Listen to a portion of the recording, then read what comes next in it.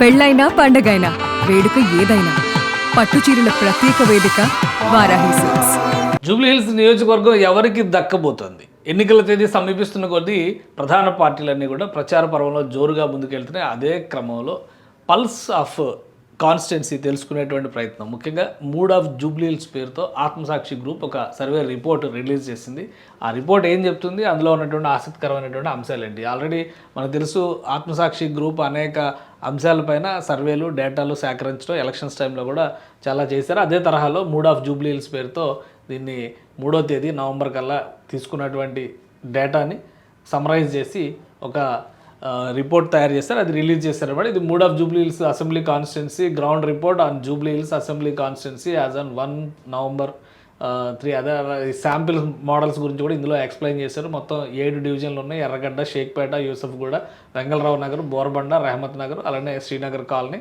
మొత్తం 4690 శాంపిల్స్ సేకరించారు. నియోజకవర్గానికి యావరేజ్గా 500 నుంచి 800 చొప్పున చూసుకుంటే కనుక.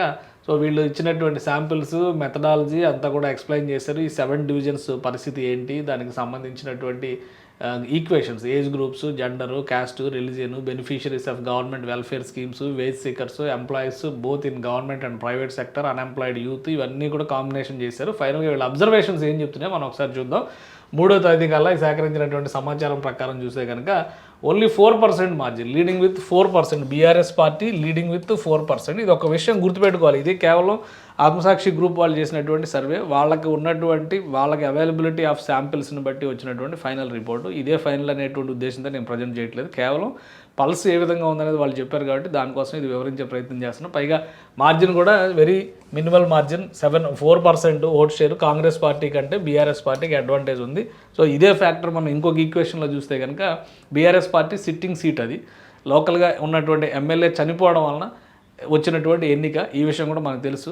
కాబట్టి ఆ సింపతి కానీ, సిట్టింగ్ సీట్ నిలబెట్టుకునేటువంటి బలగం కానీ ఆ పార్టీకి ఉండేటువంటి అవకాశం ఉంటుంది. కానీ సహజంగానే ఎడ్జ్ ఉంటుంది. సో దాన్ని దృష్టిలో పెట్టుకొని చూస్తే 4% ఎడ్జ్ అనేది చాలా చిన్న ఎడ్జ్గా కనిపిస్తుంది. ఇంకా ఏం అబ్జర్వేషన్స్ ఉన్నాయి వీళ్ళు చెప్పేటువంటి దానిలో, అది ఒకసారి మనం చూద్దాం. ఈ డేటాను బట్టి ఏంటంటే కాంగ్రెస్ పార్టీ మరింత ఫైట్ బ్యాక్ చేయాల్సినటువంటి అవసరం ఉంటుంది.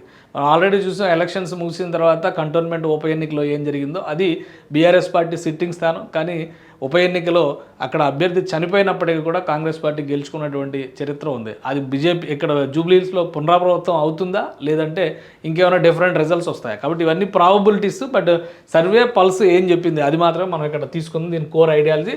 అలానే ఇది by election and in few more days left for polling, many factors influence. అలానే బీజేపీకి సంబంధించి secures in between 13 to 15% of vote share in by election, then it's keen contest between. అంటే బీజేపీ కనుక ఓట్ షేర్ పెంచుకోగలిగితే కాంగ్రెస్ బీఆర్ఎస్ల మధ్య హోరాహోరీ పోరాటం జరుగుతుంది. బీసీ కమ్యూనిటీలు, ముస్లిం వర్గాలు చాలా బలంగా ఉన్నటువంటి నియోజకవర్గం అది.